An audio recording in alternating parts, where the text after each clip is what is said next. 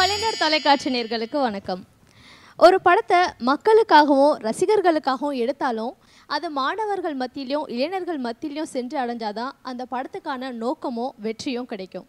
தெருநாய்கள் கடந்த வெள்ளிக்கிழமை இந்த படம் வெளிவந்திருந்தாலும் நம்ம இசையறிவில் இந்த படத்துடைய ஆடியோ லான்ச்சை எக்ஸ்க்ளூசிவாக முடிச்சிட்ட பிறகு பல இடங்களில் பல மாணவர்கள் இளைஞர்களுக்கு மத்தியில் இந்த படத்தை கொண்டு போய் சேர்த்துருக்காங்க. இந்த ஒரு விஷயமே போதும் இந்த படத்துக்கான வெற்றிக்கான ஆரம்பம் அப்படின்னே சொல்லலாம். இப்போ படமும் ரிலீஸ் ஆயிடுச்சு, நல்ல வரவேற்பு அடைஞ்சிட்ருக்கு. இப்போது இந்த படத்துடைய டீம் நம்ம கூட தான் இருக்காங்க. படத்தை பற்றின பல விஷயங்களை நம்ம கேட்டு தெரிஞ்சுக்கலாம். வணக்கம், welcome to our show. So ரொம்ப சந்தோஷமாக இருக்குது, எல்லாருமே சேர்ந்து ஒரு நல்ல படத்தை வந்து கொடுத்துருக்கீங்க.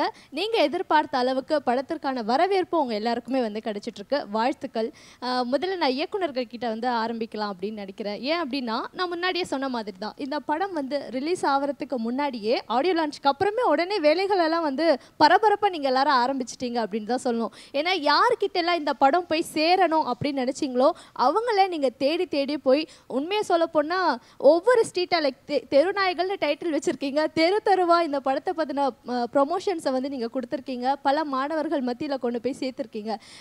இதற்கு வந்து உங்களுக்கு சில இடங்களில் சின்ன மிரட்டல்களும் வந்தது அப்படின்னு நாங்கள் கேள்விப்பட்டோம். என்ன ஒரே புரட்சி பண்ணிட்டு இருக்கீங்க, பல இடங்களில் நீங்கள் தான் இருக்கீங்க, எங்கே பார்த்தாலுமே தெருநாய்களாக தான் இருக்குது அப்படின்ற மாதிரிலாம் நாங்கள் கேள்விப்பட்டோம். ஸோ எப்படி இருந்தது அந்த ப்ரொமோஷன், இந்த தாட் எப்படி வந்தது?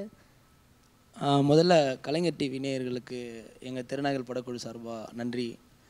இந்த படம் இன்றைக்கி இந்த அளவுக்கு ரீச் ஆகிருக்கு, அதுக்கு ஒரே காரணம் வந்து என்னுடைய ப்ரொடியூசர்ஸ் 2 பேர், சுஷில்குமார் ஜெயின் ஸ்ரீ போல் மூவி ப்ரொடக்ஷன்லேயும் ஐ கிரியேஷனில் உஷா அவங்களும் தான்.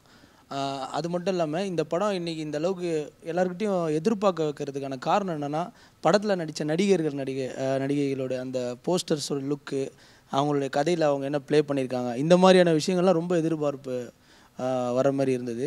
அதுக்கப்புறம் நாங்கள் வந்து இந்த படம் சாதாரணமாக எடுத்து நம்ம ரீச் பண்ணாமல் ஒரு விவசாயம் சார்ந்த ஒரு கருத்து இதில் இருக்குன்றதுனால பப்ளிக்கில் வந்து ஸ்டூடெண்ட்டுக்கிட்டலாம் கொண்டு போய் சேர்க்கணும்னு ஒரு ட்ரை பண்ணோம். அதுக்கு நல்ல ரெஸ்பான்ஸ். இன்றைக்கி வந்து நாங்கள் கும்பகோணத்தில் ஒரு காலேஜ் பண்ணோம், மதுரையில் வந்து ஒரு காலேஜ், திருச்சி, இப்படி ஒரு நிறைய ஊரில் நிறைய காலேஜில் பண்ணியிருக்கோம். எல்லாத்துக்கும் நல்ல வரவேற்பு இன்றைக்கி ஸ்டூடெண்ட் மத்தியில் எங்களுக்கு கிடைச்சிருக்கு. இன்னும் நிறைய வரவேற்பு கிடைக்கும், வெயிட் பண்ணிகிட்டு இருக்கோம். சூப்பர். இப்போ எல்லா நடிகர்களும் வந்து இங்கே வந்திருக்கீங்க, எல்லாருக்கிட்டையுமே வந்து ஒரு காமனான கேள்வி நான் கேட்குறேன். என்ன அப்படின்னா, எப்போவுமே படம் முழுக்கவும் நடித்து படத்துடைய ஹீரோ எந்த அளவுக்கு பிரபலம் ஆவாரோ, படத்தில் குறைந்த காட்சிகளில் நடித்து இங்கே இருக்கிற அத்தனை பேருமே வந்து பிரபலம் ஆயிருக்கீங்க. ஒவ்வொரு படங்களையுமே உங்களை வந்து மிகைப்படுத்தி சொல்லணும் அப்படின்றது கிடையாது. உங்களுடைய கேரக்டர்ஸ் அந்த மாதிரி கொடுக்குற கேரக்டர்ஸை உள்வாங்கி நடிக்கக்கூடிய, யதார்த்தமாக பண்ணக்கூடிய நடிகர்கள், இயக்குனரின் நடிகர்கள் நீங்கள் எல்லாரும் கூட சொல்லலாம். ஸோ நீங்கள் எல்லாருமே வந்து இந்த படத்தில் நடிச்சிருக்கீங்க அப்படின்னும் பொழுது உங்களுக்குன்னு ஒரு சில முக்கியமான காரணங்கள் இருக்கும். ஸோ இந்த ஒரு விஷயம் எனக்கு ரொம்ப பிடிச்சிருந்தது, நான் பண்ணேன் அப்படின்ட்டு. ஸோ ஒவ்வொருத்தருமே வந்து அதை பற்றி சொல்லுங்கள். அண்ட் இந்த ப்ரொமோஷன்ஸ் உங்களுக்குலாம் வந்து எந்த அளவுக்கு பயனுள்ளதாக இருக்குது? ஆக்சுவலி அவரை பாராட்டணும்னு நினைக்கிற இயக்குனரை உங்கள் எல்லாருக்கும் இந்த அளவுக்கு ப்ரொமோஷன் இந்த படம் மூலமாக கொடுத்துருக்காரு. முதல் விஷயம் இயக்குனர் தம்பி தான் இதுக்கு முதல் காரணமே. படத்துக்கு முதல் விஷயமே என்னமா, பெரிய கதாபாத்திரமா சின்ன கதாபாத்திரமும் கிடையாது. ஒரு புறையும் போதும், அது அந்த கதைக்கான ஒத்து போயிருந்தாலே போதும். இந்த கதைக்கு நாங்களாம் ஒத்து போயிருக்கோம், அது தம்பி தான் முதல் காரணமே. எங்களெல்லாம் ஒன்று சேர்த்தது பெரிய விஷயம். எல்லாருக்கும் 4 நாள் தான் டேட்டு. அந்த 4 நாளில் எங்களை எவ்வளோ யூஸ் பண்ணியிருக்காங்க தம்பி. எங்கேயும் கோபப்படுறதே கிடையாது, இது வரைக்கும் கோபப்படுறதே கிடையாது. எனக்கு பேமெண்ட் கொடுத்த விஷயம் சரிங்க, அது வரைக்கும் சரிங்க. எதுவுமே வந்து சாந்தமாக தான் சொல்லுவான் தம்பி, அழகாக வேலை வாங்க கொடுவார், பெரிய திறமசாலி. இந்த படம் தம்பிக்கான படம் தான். அது உண்மையிலே ரொம்ப சந்தோஷம் எங்களோட பாட்டு இதில் இருக்கிறதுக்கு. அதே மாதிரி ப்ரொமோஷன் சூப்பராக இருந்துச்சு. எந்த கல்லூரிக்குள்ளே போனாலும் விவசாயத்தை பற்றி பேசுனாங்க. இது விவசாயம் சம்மந்தப்பட்ட விஷயம். எனக்கு நமக்கு உணவு இல்லைன்னா யோசிச்சு பாருங்கள் என்ன ஆகும்னு. அதே மாதிரி ஒரு அறிவு இருக்கிற ஒரு ஜீவராசி மரம், அது கொடுக்குற ஆக்சிஜன் இல்லாமல் போச்சுன்னா இன்றைக்கி 750 ரூபா ஒரு ஆக்சிஜன் பேக் வாங்கி வச்சுக்கிறோம். அப்படி ஒரு விஷயத்தை, அழகான விஷயத்தை ரொம்ப அழகாக சொல்லியிருப்பேன் அந்த படத்தில். எனக்கு ரொம்ப பிடிச்சமான ஒரு படம். அதுக்கு முழுக்க காரணம் இயக்குனர் மட்டுமே. நிறைய விஷயங்கள் சொல்லிகிட்டே போகலாம். சொன்ன மாதிரி தான் ஒரு வேலைகள் செய்யும் போதும் அந்த பணிவு, முதல்ல ஏன் ஒத்துக்கணும், இப்போ என்ன நம்ம பண்ண போகிறோம், சும்மா 10ஓட 11 தானே அப்படின்னு தான் நான் இருந்தேன். ஆனால் அதை தாண்டி இன்றைக்கி என் போஸ்டர் வந்து என்னுடைய பேப்பரில் பார்க்கும்போது எனக்கு ரொம்ப பெருமையாக இருந்தது. சின்ன கேரக்டர் பண்ணாலும் அது சின்ன கேரக்டராக இருக்கட்டும் பெரிய கேரக்டர் எல்லாரையுமே சமமாக வச்சு நடத்துகிற அந்த இது வரைக்கும் யாருமே அந்தமாதிரி பண்ணல. நான் இவ்வளோ படங்கள் பண்ணிட்டுருக்கேன், பெருசாக போஸ்டர்லாம் இதெல்லாம் இருக்காது. ஆனால் என் போஸ்டர் ஒரு ஃபுல் பேஜில் இருக்கும் போது காலையில் தூங்கி எழுந்து பார்த்தோன்னே ஒரு ஷாக்கு, நம்ம முகமாக இது எவ்வளோ பெருசாக இருக்குது, ரொம்ப சந்தோஷம். ஸோ அந்த மாதிரி சம்பளத்துக்காக எதிர்பார்த்து வேலைக்கு கண்டிப்பாக போகல. அது வரும்போதே சொல்லியாச்சு, ஏன்னா இது வந்து விவசாயம் சம்மந்தமான படம்னா ஒரு அவேர்னஸ்க்காக பண்ணுறோம், நம்ம இது நீங்கள் எல்லோரும் ஹோப் பண்ணணும் அப்படின்னு. சரி தம்பி, அந்த கேட்ட அந்த வார்த்தையை வந்து ரொம்ப கனிவாக இருந்தது. அந்த மாதிரி நான் எதிர்பார்க்கல யார்கிட்டையும். ஸோ நல்லா இருந்தது. வந்து பண்ணுறோமா தம்பி சொன்ன மாதிரி தான் 4 நாள் தான். அந்த 4 நாளுக்குள்ளே என்ன சிறப்பாக எங்களை வச்சு வேலை வாங்க முடியும்? ஒரு நாள் ஒரு ½ ஹவரில் ஒரு சின்ன ஷார்ட் எடுக்கணும்னா அதுக்குள்ளே அறிபறி ஆகிட்டு பயங்கர டென்ஷன் ஆகிட்டு கேமராமேன் ஒரு பக்கம் திட்டுவாங்க, எல்லாருமே திட்டுவாங்க. அந்த 4 நாள் இருக்குது. 4 நாளில் என்னடா பண்ணணும்? 4 நாள்லேயும் 3 நாள் தான் கிடச்சி. அந்த 3 நாளில் என்ன பண்ணணும்? அவ்வளோ அழகாக பொறுமையாக நிதானமாக வேலை வாங்கி சிரிச்சுக்கிட்டே சந்தோஷமாக எந்த இடத்துலையும் கோவப்படாமல் அவ்வளோ அழகாக கோஆப்ரேட் பண்ணி நமக்கு செஞ்சு கொடுத்தாரு. இந்த படம் உண்மையாகவே நானே எதிர்பார்க்கல. சொல்லப்போனால் போஸ்டர் பார்த்தாலே உங்களுக்கு தெரியும் டிஃப்ரெண்ட் என்ன பண்ணியிருப்போம் அப்படின்ட்டு. ஒரு விஞ்ஞானி ரோல். நான் ஃபஸ்ட்டு விஞ்ஞானினா நமக்கு சம்மந்தம் இல்லாத ஒரு ரோல் தான். ஆனால் நம்பிக்கையோட உடனே கூப்பிட்டாப்புல, என்ன கேரக்டர்னு சொல்லாமல நான் பண்ணுவேங்கிற கான்ஃபிடென்ட்டில் கூப்பிட்டாரு. டோட்டல் மாடுலேஷன் சேஞ்ச் பண்ணி கிட்டப்பே சேஞ்சு 2 மணி நேரத்துக்கு. ஆமாம், கிட்டப் சேஞ்சு மாடுலேஷன், டைலாக் மாடுலேஷனும் வேறு மாதிரி இருக்கும். படத்தில் பார்க்கும்போதே தெரியும் ஒரு சில இடங்களில் வந்து அவருடைய கருத்துக்கள்லாம் நிறையா உள்ளே இருக்கும். அவருடைய கருத்து இல்லை, மக்களுடைய கருத்துன்னு கூட சொல்லலாம். அந்த எல்லா விஷயத்தையும் உள்ள தேவையான இன்றைக்கி நம்ம சமுதாயத்துக்கு தேவையான ஒரு கண்டென்ட்டை சொல்லியிருக்காப்புல. அதே மாதிரி அண்ணன் சொன்ன மாதிரி போஸ்டிவிட்டிஷன் நம்ம முதல்ல வரும்போது ஒரு ஆர்டிஸ்ட்டுக்கு வந்து தன்னுடைய பேச வந்து முழுமையாக பார்க்கும்போது பெரிய சந்தோஷம் இருக்கும். அந்த ஒரு வகையில் வந்து அரியுத்ரா சார் வந்து எல்லாத்துக்கும் இம்பார்ட்டன்ட் கொடுத்து எல்லாருக்கும் முக்கியமான ஒரு கேரக்டர் கொடுத்து எல்லோரும் பேசப்படுற மாதிரி பண்ணாப்புல பெரிய விஷயம். எல்லாம் சொல்லப்போனால் எல்லாருமே நண்பர்கள் மாதிரி டீம் மாதிரி தான் அந்த படம் ஃபுல்லாகவே ஒர்க் பண்ணோம். அதான் எங்களுக்கு தெரிஞ்சு இது வந்து ஒரு படன்றதை மீறி எல்லாருமே ஒரு ஃப்ரெண்ட்ஸாக எல்லாருமே ஒர்க் பண்ணியிருப்போம். எல்லாருமே தெருவாக போய் தான் நடிச்சிருக்காங்க. அவ்வளோ கஷ்டப்பட்டுருக்காங்க. அதாவது ஒரு 4 நாள்னா ஒரு 40 நாள் ஒர்க்கு மாதிரி அவங்க கஷ்டப்பட்டுருக்காங்க. அதுக்கு இங்கே இருக்கிற ஆர்டிஸ்ட்டுக்கு எல்லாருக்குமே வந்து என்னோட ரொம்ப தேங்க்ஸ் சொல்லணும். இல்லை, அது கஷ்டம்லாம் சொல்ல முடியாது. எங்களுக்கு எதுவுமே கஷ்டமாக இல்லை. இப்போது தம்பி ஷூட்டிங் முடிஞ்சிடுச்சு, நீங்கள் வாங்க நாளைக்கு வந்து ப்ரொமோஷனுக்கு வரணும் அப்படின்லாம் கூப்பிட்றதெல்லாம் ரொம்ப கம்மி தான். ஸோ அப்படி கூப்பிட்டாங்கன்னா 1 நாள் 2 நாள் இருக்கும். ஆனால் எங்கள் தம்பிங்கிட்ட நாங்கள் இங்கேருந்து கும்பகோணம் போவோம், கும்பகோணத்துலேருந்து திருச்சி போவோம். ஸோ ஒவ்வொரு ஊராக போய்ட்டு பண்ணோம். எங்களுக்கு ஒரு டூர் மாதிரி இருந்தது, செம்ம ஜாலியாக இருந்தது. ஏதோ ஒரு ஃபேமிலின்னு கூட சொல்ல முடியாது. இது அதெல்லாம் தாண்டி வேற ஒரு விதமான ஒரு நட்பு, ஒற்றை கருத்து தான் எல்லாருக்குமே. சமுதாயம் ஏதாவது ஒரு விழிப்புணர்வு கிடைக்காதா?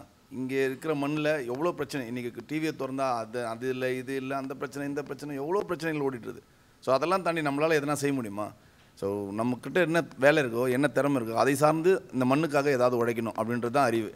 அதுதான் அழகான. அப்போது நம்மக்கிட்ட கலை இருக்குது, அந்த கலை சார்ந்து சில அரசியலும் பேசணும், அதே நேரத்தில் நிறைய விழிப்புணர்வான விஷயங்களும் சொல்லணும் அப்படின்றதுல அந்த இடத்துல தான் வந்து அரியுத்ரா வந்து நாங்கள் எல்லாருமே கனெக்ட் ஆனோம். அதுதான் உண்மை. ஸோ சம்பத் ராம் சார் வந்து சேர்ந்துருக்கீங்க. தேங்க்யூ ஸோ மச் வந்ததுக்கு.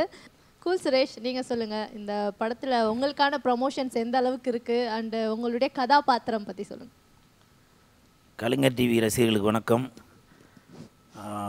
தெருநாய்கள் படத்தில் எனக்கு இயக்குனர் வாய்ப்பு அளித்ததை விட போஸ்டர்லேயும் ட்ரெய்லர்லேயும் என்னை யூஸ் பண்ணதுக்கு நான் முதல்ல நன்றி சொல்லிக்கிறேன். இந்த படத்தில் இயக்குனர் வந்து ஷூட்டிங் ஸ்பாட்டில் ஒர்க் பண்ணதை விட போஸ்ட் ப்ரொடக்ஷன்லாம் முடிஞ்சு பொட்டி ரெடியானதுக்கப்புறம் தான் அவர் ஒர்க் பண்ணதே ஜாஸ்தி. எப்படி ஒரு காய்கறிலாம் ரெடியானதுக்கப்புறம் தெருவாக தலையில் கூட வச்சுன்னு விற்பாங்க இல்லையா, அந்த மாதிரி ஒரு காலேஜாக பொதுமக்கள் எங்கெங்கே கூடுறாங்களோ அந்த எல்லா இடத்துக்கும் போய் இந்த மாதிரி படத்தை வந்து ரொம்ப ப்ரொமோஷன் பண்ணார். அதுக்கு எங்கள்கிட்டையும் ரொம்ப மன்றாடினார். ஏன்னா 4 எல்லா நடிகரும் ஆளுக்கு ஒரு திசையில் இருந்தோம். ஸோ எல்லாரையும் உழைச்சி போட்டு இந்த மாதிரி படத்துக்காக. ஸோ இந்த படத்தில் இந்த மாதிரி இயக்குனர் கிடைச்சதுக்கு ப்ரொடியூசர் அவரும் பெருமைப்படணும். பொதுவாகவே ஒரு புது இயக்குனர் வந்து ஃபஸ்ட்டு தான் யாருன்னு வெளியில் காட்டணும், நல்லா சம்பாதிக்கணும் அப்படின்னு பார்ப்பாங்க. ஆனால் இவர் வந்து சமுதாயத்துக்கு ஒரு கருத்தை, அழிந்து வரும் விவசாயத்தை எப்படி மீட்டெடுக்கலாம், சமுதாயத்துக்கு ஒரு கருத்து சொல்லணும்னு சொல்லி இந்த கதையை தேர்ந்தெடுத்து எங்களை மாதிரி இளம் நடிகர்களை நடிக்க வச்ச பெருமை வந்து அவருக்கு சேரும். எங்களை மாதிரி நடிகர்கள் சொல்லுங்க, டேலண்டான நடிகர்கள் சொல்லுங்க, இளம் உங்களை இளம் ரொம்ப வருஷமா உங்களெல்லாம் நான் பார்த்துட்டு இருக்கேன் சார். நான் அப்பவே சொன்னேன் இவர் கூட உட்கார மாட்டேன் அப்படின்னு, கேட்க மாட்டேன். நான் வயசான ஒத்துக்கிறேன். இந்த வாய்ப்பளித்த இயக்குனர் அரியுத்ரா அவர்களுக்கு இந்த நேரத்தில் நன்றியை சொல்லிக்கிறேன். Super sir. ஸோ இந்த படத்துடைய கதாநாயகன், உங்களுடைய கதாபாத்திரம் பற்றி சொல்லுங்கள். உங்களுக்கு வந்து இது முதல் படமாக இருந்தாலும் ப்ரொமோஷன்ஸ் அப்படின்னு பார்க்கும்பொழுது அளவுக்கு அதிகமாகவே உங்களுக்கு வந்து டைரக்டர் கொடுத்துருக்காரு அப்படின்னு தான் நான் நினைக்கிறேன். அதை பற்றி சொல்லுங்கள். நிறைய ப்ரொமோஷனுக்கு எடுத்துகிட்டு போயிருக்காங்க.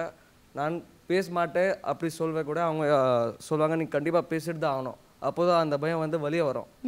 ஸோ அவங்க அந்த மாதிரி என்கரேஜ் பண்ணுவாங்க. ஸோ அதுக்கு தான் நான் எனக்கு வந்து அவ்வளோ பேசுகிறேன். அப்புறமா எல்லாருக்கு ரொம்ப ரொம்ப நன்றி. எல்லாம் என்கரேஜ் பண்ணுவாங்க. அப்புறமா கலைஞர் டிவிக்கு ரொம்ப ரொம்ப தேங்க்ஸ். எங்களுக்காக திருநகல் படம்காக அவ்வளோ சப்போர்ட் பண்ணாங்க.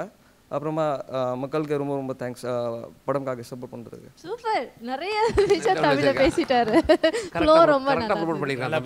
ஆமா, இல்ல அந்த அளவுக்கு ப்ரொமோஷன்ஸ் கொடுத்துருக்கீங்க. அவர் வந்து நல்லா பேசுவான். ஏதோ இன்னைக்கு இன்னும் கொஞ்சம் குறைச்சிட்டாங்க. இன்னும் குறைஞ்சிருச்சா சார்? ஆக்சுவலி என்ன அப்படின்னா, ஹரி உத்ரா வந்து இந்த படத்துடைய ஆடியோ லான்ச்சுக்கு அப்புறமா படத்தை வந்து பல மக்கள் கிட்ட போய் சேர்த்திருக்காரு, இளைஞர்கள் கிட்ட, மாணவர்கள் கிட்ட வந்து கொண்டு போய் சேர்த்திருக்காரு. இந்த ப்ரொமோஷன்ஸ்க்கு வந்து ஒரு புதிய யுக்தியை வந்து அவர் ஃபாலோ பண்ணியிருக்காரு அப்படின்னு தான் சொல்லணும். அந்த ப்ரொமோஷன்ஸ்லாம் வந்து நீங்க பார்த்து எந்த அளவுக்கு வியந்தீங்க, அண்ட் உங்களுடைய கேரக்டர் இந்த படத்துல எப்படி இருக்கு? ஆக்சுவலாக இந்த நேரத்தில் டைரக்டர் ஹரி உத்ரா அவர்களுக்கிட்ட நான் ஒரு சின்ன மன்னிப்பு கேட்டுக்கிறேன். ஏன்னா அந்த ப்ரொமோஷன்ஸில் நான் என்னால் கலந்துக்க முடியாத சூழ்நிலையாக போச்சு. அது குடும்பம்லாம் வேறு ஏதாவது ஷூட்டிங்கில் இருந்திருப்பேன், அதனால் போய் கலந்துக்க முடியல. பட் அதோட கிளிப்பிங்ஸ்லாம் அனுப்பிச்சி வைப்பார். அதெல்லாம் பார்க்கும்போது என்னடா அது மிஸ் பண்ணிட்டோமே, இவ்வளோ பெரிய க்ரௌடு, காலேஜ் ஸ்டூடெண்ட்ஸ். ஏன்னா முக்கியமாக இந்த பிரச்சனையை வந்து காலேஜ் ஸ்டூடெண்ட்ஸ் கிட்ட போய் கொண்டு போய் சேர்த்தா தான் நாளைய தலைமுறை வந்து அவங்க விவசாயத்தோட அருமை தெரிஞ்சு அதை வந்து முன்னெடுத்து செல்வாங்க. ஸோ அதை அவர் வந்து கரெக்டாக ஜட்ஜ் பண்ணி எங்கே கொண்டு போய் சேர்க்கணுமோ அங்கே வந்து எல்லா ப்ரொமோஷன்ஸை வச்சுருக்காருன்னும் போது இது முழுக்க முழுக்க வந்து அவர் சமுதாயத்து மேலே ஒரு அக்கறையோடு பண்ணுறாருன்னு தெரியுது. இதுலேருந்து இதில் எனக்கு கேரக்டர் பார்த்தீங்கன்னா நம்ம கோலிசுலா வில்லன் நாயுடு அவரோட தம்பி கேரக்டர் தான் பண்ணியிருக்கேன். தம்பி கேரக்டர்ன்றதை விட அந்த அந்த வில்லனுக்கு எதை சொன்னாலும் அவனுக்கு எதாவது ஒன்றா தம்பியை பொறுத்துக்க மாட்டான். அந்த மாதிரி ஒரு கேரக்டரு. அவருக்கு ஏதாவது ஒன்றுன்னும் போது பொங்கி எழுதுகிற மாதிரி ஒரு கேரக்டர் அது. ஸோ ரொம்ப நல்ல ஒரு அந்த கேரக்டர் நல்லா டிசைன் பண்ணியிருந்தார். அந்த நேரத்தில் வந்து நான் கபாலி படம் ஷூட்டிங் போகிறதுக்கு முன்னாடி நான் முடி அப்புறம் அந்த தாடியெல்லாம் அந்த பிளாக் அண்ட் ஒயிட்டு சால்ட் பேப்பரில் இருந்தேன், குடிமையெல்லாம் வச்சு. அந்த கெட்டப்பில் அப்படியே யூஸ் பண்ணியிருந்தார். ரொம்ப நல்லா இருந்தது. அந்த கேரக்டருக்கும் அது ரொம்ப ஆப்டாக இருந்தது. ஏன்னா அந்த வில்லனும் தாடியோடு இருப்பார், நானும் அந்த தாடியோட அண்ணன் தம்பினும் போது கரெக்டாக மேட்ச் ஆச்சு ரெண்டு பேருக்கும், ரெண்டு கேரக்டருக்கும். ஸோ அந்த வகையில் அந்த கேரக்டர் வந்து ரொம்ப நல்லா வந்திருக்கு. Thanks to Hari Uthra. And இந்த படத்துடைய இணை தயாரிப்பாளர் அவங்க கிட்ட பேசலாம். ரொம்ப அமைதியாக இருக்கீங்க, அழகாகவும் இருக்கீங்க. யாரும் கோவப்பட்டுறாதீங்க. என்ன அப்படின்னா, லைக் ஒரு பெரிய ஹீரோவுடைய படம் ரிலீஸ் ஆயிடுச்சு அப்படின்னா 3 நாளில் 30 கோடி வசூல் ஆயிடுச்சுன்ற மாதிரியான நியூஸ்லாம் வரும். அந்த மாதிரியான படங்களுக்கு எந்த அளவுக்கு ப்ரொமோஷன்ஸ் கொடுப்பாங்களோ அந்த அளவுக்கு ப்ரொமோஷன்ஸ் தெருநாய்கள் படத்துக்காக வந்து நீங்கள் இணைஞ்சு கொடுத்துருக்கீங்க. ஸோ தயாரிப்பாளருக்கு தான் வந்து முக்கியமான தேங்க்ஸ் போகணும் அப்படின்ட்டு ஹரி உத்ராவும் வந்து சொல்லியிருந்தாரு. ஸோ உங்களுக்கு அந்த அளவுக்கு ஒரு தன்னம்பிக்கை, ஓகே நம்ம படத்தை இந்த அளவுக்கு பெருசாக நம்ம ப்ரொமோட் பண்ணணும், இந்த படத்தை வந்து மக்கள் மத்தியில் கொண்டு வரணும், ஸோ அந்த ஒரு உணர்வு, அந்த ஒரு தன்னம்பிக்கை எதனால் எப்படின்னு தெரிஞ்சுக்கலாம்? எல்லாருக்குமே வந்து ஃபஸ்ட்டு என்னோட வணக்கத்தை சொல்லிக்கிறேன். என்னோட பேர் வந்து உஷா. ஸோ என் பேரை வந்து இவ்வளோ இதுவாக சொல்கிறேன் அப்படின்னா அதுக்கு காரணமே டைரக்டர். ஸோ ஏன்னா இப்படி ஒரு ஸ்கிரிப்டு, ஒரு படத்துக்கு வந்து ஸ்கிரிப்ட் ரொம்ப ரொம்ப முக்கியம். அதை வந்து கரெக்டாக எக்ஸிக்யூட் பண்ண தெரியணும். ஸோ ஏன்னா இப்போ அதுதான் ரொம்ப முக்கியமாக இருக்குது. அதுவும் இல்லாமல் ஆர்டிஸ்ட் எல்லாருமே அதுக்கு ரொம்ப முக்கியத்துவமாக இருந்தாங்க. எல்லாருக்குமே ரொம்ப நன்றி இந்த இடத்துல கண்டிப்பாக சொல்லணும். ஏன்னா இப்போ படம் நல்லா போயிட்டுருக்கு. ஸோ இதுக்கு காரணம் இங்கே இருக்கிற எல்லாருமே தான். அதுவும் இல்லாமல் ஒரு முக்கியமான காரணம் அப்படின்னு சொல்லணும்னா பொதுமக்கள் தான். ஸோ அவங்க தான் வந்து இந்த ஸ்கிரிப்ட் வந்தால் ஒரு ஹிட்டு கொடுக்குறதும் சரி, ஃப்ளாப் கொடுக்குறதும் சரி அவங்களோட கையில் தான் இருக்குது. ஸோ எங்களோட படத்தை வந்து இந்த நிலைமை கொண்டு வந்ததுக்கு அவங்களும் ஒரு ரீசன். ஸோ என்னோடய நன்றியும் நான் ஃபஸ்ட்டு சொல்லிக்கிறேன். அதுவும் இல்லாமல் எங்களுக்கு நிறைய வந்து மீடியா சப்போர்ட் நிறைய இருக்குது. இப்படி ஒரு கான்செப்ட்டுக்கு மீடியா சப்போர்ட் கிடைக்கிறதுன்றது ரொம்ப பெரிய விஷயம். ஸோ அதுக்கும் ரொம்ப நன்றி. ஏன்னா கலைஞர் டிவியில் தான் எங்களோட ஆடியோ லான்ச்சும் நடந்தது, இப்போ இந்த நடந்துகிட்ருக்கு. ஸோ கலைஞர் டிவிக்கும் ரொம்ப ரொம்ப நன்றி. ஏன்னா கலைஞர் டிவிக்கு நிறைய ஆடியன்ஸ் இருக்காங்க. ஸோ எல்லாருமே பார்த்துட்ருக்காங்க. கண்டிப்பாக எல்லோரும் வந்து ஃபேமிலியாக வந்து இந்த படத்தை பார்ப்பாங்க. ஸோ இப்போ நல்லா போயிட்டுருக்கு. ரொம்ப ரொம்ப நன்றி எல்லாருக்குமே. ஒவ்வொருத்தருக்கும் தனித்தனியாக சொல்ல முடியல. ஸோ பொதுவாக நான் சொல்லிக்கிறேன், ரொம்ப ரொம்ப நன்றி. இந்த படத்தில் என்னென்னா கதை தான் ஹீரோ. அதாவது எப்படி விவசாய கிராமங்களில் வந்து இன்றைக்கி விவசாயம் அழிக்கப்பட்டு வந்துட்டுருக்குன்னு சொல்லி டெல்டா கிராமம் பேக்ரவுண்டில் இன்றைக்கி அரசியல் பண்ணுறவங்களோட அவங்களே அரசியல் பண்ண வைக்க ஒரு தனி கூட்டமே இருக்குது. இந்த லைனப்பில் சொல்லியிருக்கோம். கதையில் எல்லா கேரக்டர்ஸுமே ரொம்ப ஹீரோ மாரினே சொல்லலாம். இண்டிவிஜுவலாக ஹீரோக்குன்னு எதுவும் கிடையாது. 5 பேர் மெயின் லீடாக இதில் இருப்பாங்க. ஒன்று அப்புக்குட்டி அண்ணன், அப்புறம் பிரதீக், ராம்ஸ், அப்புறம் 6 பாலா பவல் பண்ணியிருப்பாங்க. ஆப்போசிட்டில் ஒரு டீம் இருக்கும். அதில் வந்து நாயுடு, அப்புறம் தீனா அண்ணன், கூல் சுரேஷ், சுஷில்குமார்னு ஒருத்தர் பண்ணியிருப்பாங்க. அப்புறம் சம்பத்ராம் அண்ணன், இன்னொரு நிறைய. அப்புறம் போலீஸாக வந்து ஒரு டிஃப்ரெண்ட்டான கெட்டப்பில் வந்து மைம் கவி என்ன பண்ணியிருப்பாங்க. போலீஸ்னால் எல்லா படத்துலையும் வெறும் மீசையோடு தான் பார்த்துருப்போம். அவர் இந்த படத்தில் மாலைலாம் போட்டுக்கிட்டு ரொம்ப நேர்மையாக இருப்பார். படத்தில் வந்து செகண்ட் ஹாஃப் வரைக்குமே வந்து அவர் நல்லவராக கெட்டவரான்னு கண்டுபிடிக்காத மாதிரியே ட்ராவல் ஆவார்.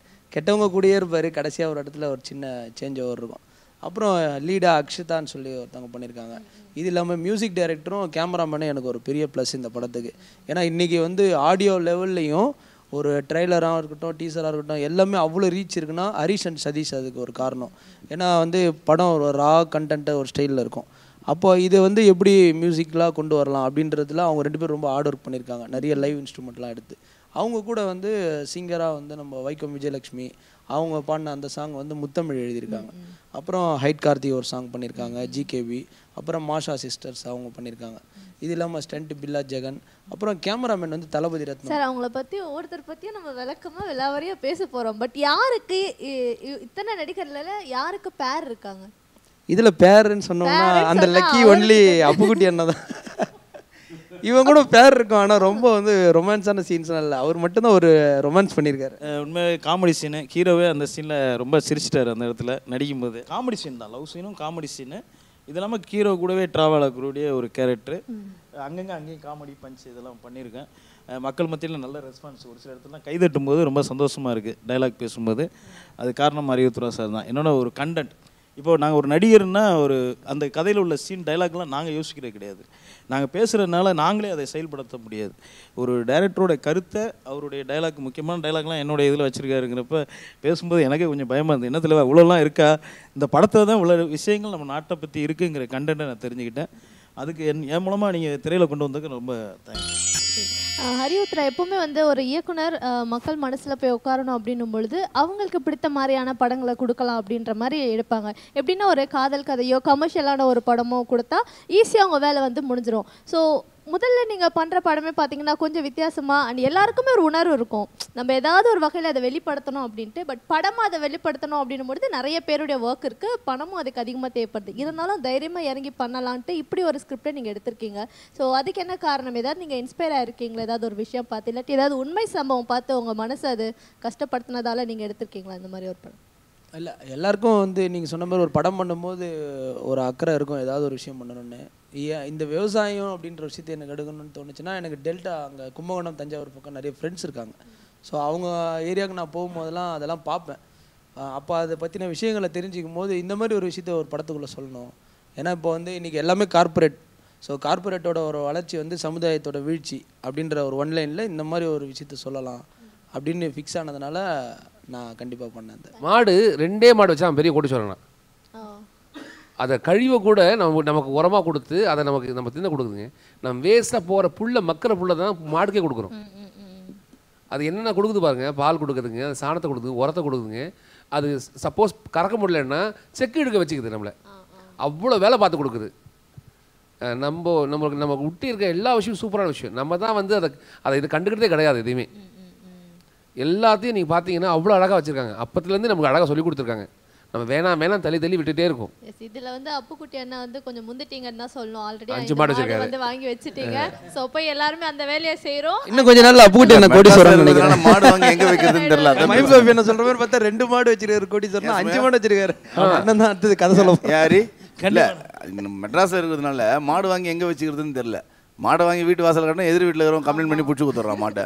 அப்புறம் அதை இட்டுன்னு வருது நம்ம செலவு பண்ணுறதா இருக்குது. எஸ், ஸோ இந்த மாதிரி பல இக்கட்டான நிலைமைகள் இருக்கிறதால தான் படம் மூலமாக பல விஷயங்கள் வந்து நம்ம மக்களுக்கு சொல்கிறோம். ஸோ அற்புதமான ஒரு படம் தெருநாய்கள். கண்டிப்பாக பல பேர் மத்தியில் இந்த படம் வந்து பல மாற்றங்களை உருவாக்கும். மாற்றங்கள் வந்தது அப்படின்னா அதில் ஒரு பங்கு தெருநாய்கள் டீமுக்கு கண்டிப்பாக இருக்குது. And thank you so much.